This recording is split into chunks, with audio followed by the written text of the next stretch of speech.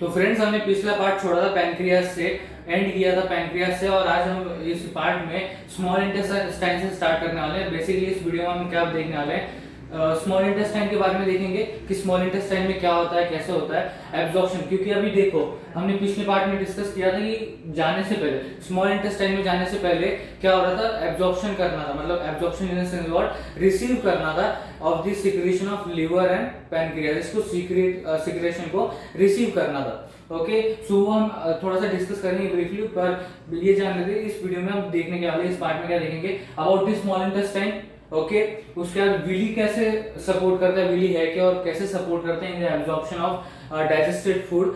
Okay, उसके बाद assimilation देखेंगे, जैसे कि हमें पता है 5 steps are there in the nutrition process of heterotrophs, that is ingestion, digestion, absorption and assimilation. Okay, and then egestion. So egestion अगले पार्ट में देखेंगे। यहाँ पर हम एब्जॉर्प्शन होने के बाद, देखिए डाइजेशन के बाद एब्जॉर्प्शन, यहाँ पर एब्जॉर्प्शन होगा। ओके, जो डाइजेस्टेड फूड है, डाइजेस्टेड फूड जो एब्जॉर्ब किया गया वो ब्लड में जाएगा, और ब्लड में जाने के बाद वो एसिमिलेट होगा सारे parts of, it will be assimilated as the part of the cells. Okay, so कैसे हो रहा है वो सब कुछ एसिमिलेशन में देखेंगे। ओके, एंड उसके बाद हम फाइनली इजेशन को अगले पार्ट में देखने वाले, राइट। इस पार्ट में हम small intestine, villi and assimilation के बारे में देखेंगे। सो पिछले पार्ट में हमने डिस्कस किया था कि कैसे लीवर एंड पैनक्रियास सीक्रेशन अपना देते हैं और फिर जो स्मॉल इंटेस्टाइन उसको रिसीव करता है। और हमने देखा था कि जो फूड है स्मॉल स्टमक में, राइट, स्टमक में कैसे वो एसिडिक मीडियम में है, तो वो एसिडिक फूड है, right. So acidic food small intestine में नहीं जा सकता, क्यों, मैंने बताया था आपको, राइट। सो स्मॉल इंटेस्टाइन में जाने से पहले उसको अल्कलाइन कन्वर्ट करना पड़ेगा, जिससे पैनक्रियाटिक एंजाइम्स एक्ट कर पाएंगे, फिर डाइजेस्ट कर पाएंगे, फिर जो भी काम यहाँ पर होना है एब्जॉर्प्शन का वो इजी होगा, it will be more easier. Okay, so यहाँ पर हमने देखा, राइट। सो पिछले पार्ट में हमने क्या देखा कि पैनक्रियास पहले लीवर जो एसिडिक फूड है उसको इसमें करता है, क्या बोलते हैं, अल्कलाइन मीडियम में करते हैं, और उसके बाद पैनक्रियास जो है उस पे एक्ट करता है और उसको फिर डाइजेस्ट करने में इजी होता है। जो प्रोटीन डाइजेस्टिंग एंजाइम वगैरह ये सारी चीजें हमने पिछले वीडियो में डिस्कस किया। तो अब क्या है, फूड जो है वो अल्कलाइन मीडियम में कन्वर्ट हो चुका है। पैनक्रियास एंड लीवर ने क्या किया है, अपना सीक्रेशन दे दिया है स्मॉल इंटेस्टाइन को, और स्मॉल इंटेस्टाइन ने उसको रिसीव कर लिया है, और जो फूड है अभी वो स्मॉल इंटेस्टाइन में पहुंच चुका है। जो फूड है वो भी स्मॉल इंटेस्टाइन में पहुंच चुका है। अब स्मॉल इंटेस्टाइन में क्या होता है फिर, अब वो डिस्कस करते हैं। अब तक हमने पिछले पार्ट का देख लिया, रिवाइज कर लिया, अभी इस पार्ट का डिस्कस करते हैं। सो पहले रीड कर लेते हैं और उसके बाद हम बात करेंगे इस पॉइंट की। So small intestine, the wall of intestine contains glands which secrets intestinal juice. अब जो इंटेस्टाइन के वॉल्स है, ओके, स्मॉल इंटेस्टाइन के वॉल्स है, उसमें कुछ ग्लैंड्स होते हैं। Okay, small intestine walls contain glands. Okay, glands के अंदर क्या होता है, सीक्रेट किया जाता है इंटेस्टिनल जूस। जैसे पैनक्रियाटिक जूस थे, पैनक्रियास के पैनक्रियाटिक जूस थे, उसी तरह से यहाँ पर क्या है, स्मॉल इंटेस्टाइन के इंटेस्टिनल जूस है, राइट। उसी पैटर्न के हिसाब से तो इंटेस्टाइन के वॉल्स में ग्लैंड्स होते हैं। ओके, एंड वो ग्लैंड्स क्या सीक्रेट करते हैं, इंटेस्टिनल जूस को सीक्रेट करते हैं। So the wall of intestine contains glands which secrets intestinal juice. अब इस इंटेस्टिनल जूस में एंजाइम्स होते हैं। ओके, कुछ एंजाइम्स होते हैं जो प्रोटीन को उसके प्रोटीन, कार्बोहाइड्रेट्स या फैटी एसिड को उसके सिंपल फॉर्म में कन्वर्ट कर देते हैं। अभी ऐसे कैसे बोल सकता हूं मैं, वो भी एक्सप्लेन करूंगा मैं, right. So there is an enzyme in intestinal juice. Okay, so intestinal juice में कुछ एंजाइम्स हैं जो प्रोटीन को कन्वर्ट करते हैं अमीनो एसिड में, कार्बोहाइड्रेट्स को ग्लूकोज में कन्वर्ट करते हैं, और फैट्स को फैटी एसिड एंड ग्लिसरॉल में कन्वर्ट करते हैं। अब प्रोटीन को सिंपल फॉर्म में कन्वर्ट किया, कार्बोहाइड्रेट्स को सिंपल फॉर्म में कन्वर्ट किया, एंड फैट्स को उसके सिंपल फॉर्म में कन्वर्ट किया। ऐसे कैसे बोल सकता हूं, for example protein. Okay, so protein is the combination, it is the formation of combination of different smaller and simpler amino acid. समझ में आई बात, मतलब जो प्रोटीन है वो फॉर्मेशन है of the combination of different smaller simpler amino acid. अगर आप सर्च करेंगे तो ये डेफिनेशन मिलेगा, राइट।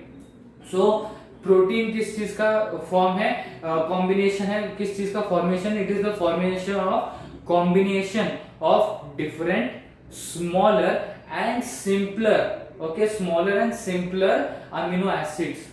ओके, डिफरेंट होगा ऐसे कुछ डिफरेंट अमीनो एसिड्स होंगे, right. Then what, smaller and simpler one, okay, simpler amino acids, okay. So protein उसका सिंपलर फॉर्म है, प्रोटीन कन्वर्ट हो रहा है उसके सिंपलर फॉर्म में अमीनो एसिड में, कार्बोहाइड्रेट ग्लूकोज में हो रहा है, एंड फैटी एसिड्स मतलब फैट्स फैटी एसिड्स हैं ग्लिसरॉल में कन्वर्ट हो रहे हैं। तो इस तरीके से कन्वर्ट हो रहे हैं। क्यों कन्वर्ट हो रहे हैं? But so that the absorption is more easier, okay. वो प्रोटीन, कार्बोहाइड्रेट्स एंड फैट के फॉर्म में रहते, तो प्रोटीन कार्बोहाइड्रेट्स एंड फैट्स उसी के फॉर्म में रहते हैं, मतलब ओरिजिनल फॉर्म में रहते हैं, तो उसको एब्जॉर्ब करना इतना इजी नहीं रहता, इजी रहता but not more easy, right. जो मतलब सिंपलर फॉर्म में कन्वर्ट करने के बाद जितना इजीली एब्जॉर्ब हो जाता है डाइजेस्टेड फूड, उतना इजीली ये एब्जॉर्ब नहीं हो पाता, राइट। सो इसलिए इसको सिंपलर फॉर्म में कन्वर्ट किया गया है, so that it is easily absorb, okay, more easily absorb. अब देखिए ये एब्जॉर्ब कैसे होगा।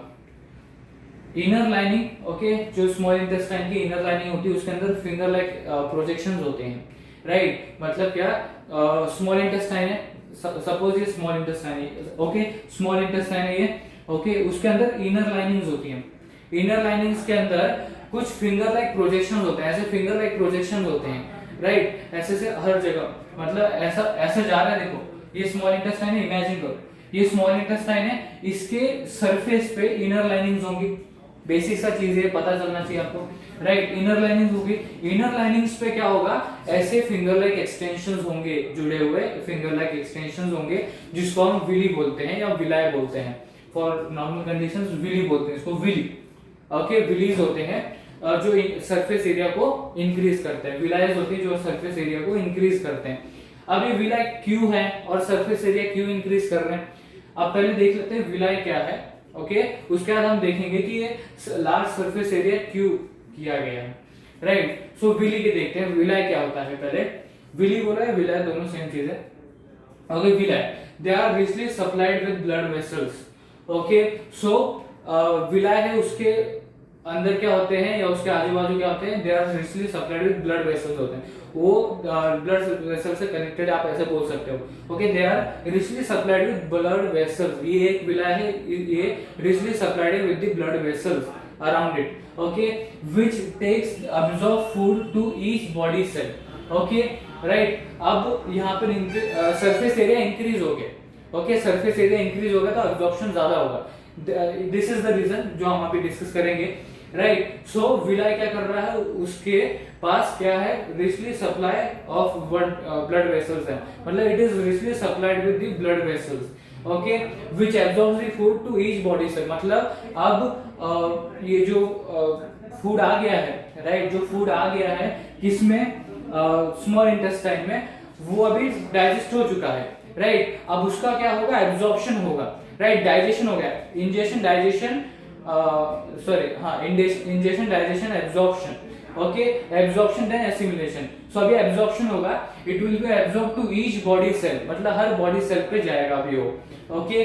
सो विलाय ये काम करता है, क्या काम करता है, पहली चीज it is very richly supplied with the blood vessels, because of which the food is, जो डाइजेस्टेड फूड है वो एब्जॉर्ब होता है to each body cell, okay. So कैसे एब्जॉर्ब होता है, क्यों एब्जॉर्ब हो पाता है, पहला क्वेश्चन, क्यों एब्जॉर्ब हो पाता है, बिकॉज वो इतने सिंपलर फॉर्म में कन्वर्ट हो जाता है ना, जो कॉम्प्लेक्स फूड आया था फूड में, मतलब माउथ में जो कॉम्प्लेक्स फूड आया था, उससे उसके कंपैरिजन में इतना सिंपलर फॉर्म में आ जाता है, वो इतना सिंपलर फॉर्म में आ जाता है कि वो वॉल्स जो होती हैं, जो इनर वॉल्स होती हैं स्मॉल इंटेस्टाइन की, उसमें जा सके, उससे एब्जॉर्ब हो सके, इतने सिंपलर फॉर्म में आ जाती है, okay. You can imagine that, right. So जो एब्जॉर्ब फूड है वो हर बॉडी सेल के पास जा रहा है। अब ये तो पता चल गया विलाय क्या है, ये सरफेस एरिया इंक्रीज क्यों करता है। So the large surface area of small intestine helps in rapid absorption of digested food.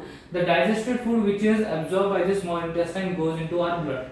Okay, so अब तक क्या क्या हो गया, इंजेक्शन हो गया, डाइजेशन कंप्लीट हो गया, एब्जॉर्प्शन भी हो गया, यहाँ पर एब्जॉर्प्शन अभी हो रहा है, मतलब एब्जॉर्प्शन हो रहा है, उसके बाद एसिमिलेशन होगा। मतलब क्या, जितना बड़ा सरफेस, जितना लार्ज एरिया होगा, सरफेस एरिया होगा, उतना ज्यादा मतलब जितना बड़ा सरफेस एरिया होगा उतना ही एब्जॉर्प्शन होगा। बात समझ में आ रही है। सो जितना लार्ज सरफेस एरिया, जितना इंक्रीज ऑफ सरफेस एरिया होगा उतना ही इंक्रीज है एब्जॉर्प्शन होगा। सो जो लार्ज एरिया सरफेस है स्मॉल इंटेस्टाइन का, वो हेल्प करता है in rapid absorption of digested food. मतलब जो फूड डाइजेस्ट हो चुका है अभी, वो क्या करेगा, जो लार्ज सरफेस एरिया है वो किस चीज में हेल्प कर रहा है, जो डाइजेस्टेड फूड है उसको एब्जॉर्ब करने में हेल्प कर रहा है। ओके, तो जितना बड़ा सरफेस एरिया उतना बड़ा क्या बोल सकते हैं, एब्जॉर्प्शन। ओके, जितना इंक्रीज होगा सरफेस एरिया में उतना इंक्रीज होगा एब्जॉर्प्शन में, ऐसा आप बोल सकते हो, राइट। सो यहाँ पर क्या हो रहा है, लार्ज सरफेस एरिया क्या कर रहा है स्मॉल इंटेस्टाइन का, it is helping the digested food to be absorb. Okay, अब एब्जॉर्ब हो गया, ये एब्जॉर्प्शन हो गया। ओके, अब एब्जॉर्प्शन प्रोसेस भी कंप्लीट हो गया, इंजेशन, डाइजेशन, एब्जॉर्प्शन, एब्जॉर्प्शन भी हो गया है हमारा, राइट। तो ये जो डाइजेस्टेड फूड है जो एब्जॉर्ब हो चुका है स्मॉल इंटेस्टाइन में, वो अब हमारे ब्लड में जाएगा, राइट, ब्लड में पहुंच गया अभी वो स्मॉल इंटेस्टाइन से, स्मॉल इंटेस्टाइन की वॉल से वो एब्जॉर्ब हुआ, लार्ज सरफेस एरिया था तो विली के थ्रू ब्लड वेसल्स में गया, ब्लड वेसल्स के थ्रू ब्लड में पहुंचा, राइट। सो क्या हो रहा है, digested food which is absorb, मतलब जो डाइजेस्टेड फूड है वो अभी एब्जॉर्ब हो गया है। एब्जॉर्ब होने के बाद वो क्या होगा, वो ब्लड में चला जाएगा। अब ब्लड में जाने के बाद वो एसिमिलेट होगा, राइट। सो एब्जॉर्प्शन प्रोसेस समझ में आ गया आपको, स्मॉल इंटेस्टाइन के अंदर एब्जॉर्प्शन हो रहा है। That is why the small intestine is the main reason of absorption of digested food. Okay, so what is called means small intestine को क्या बोलते हैं, दस जैसे हमने ये देखा एब्जॉर्प्शन प्रोसेस देखा, तो मेजरली स्मॉल इंटेस्टाइन में एब्जॉर्प्शन हो रहा है। Okay, so this small intestine is the main reason of absorption of digested food. जो डाइजेस्टेड फूड है उसका एब्जॉर्प्शन करने वाला ये मेन रीजन है, राइट। कौन, स्मॉल इंटेस्टाइन। तो एब्जॉर्प्शन का रीजन पता चला आपको, दैट इज स्मॉल इंटेस्टाइन के बारे में पता चला।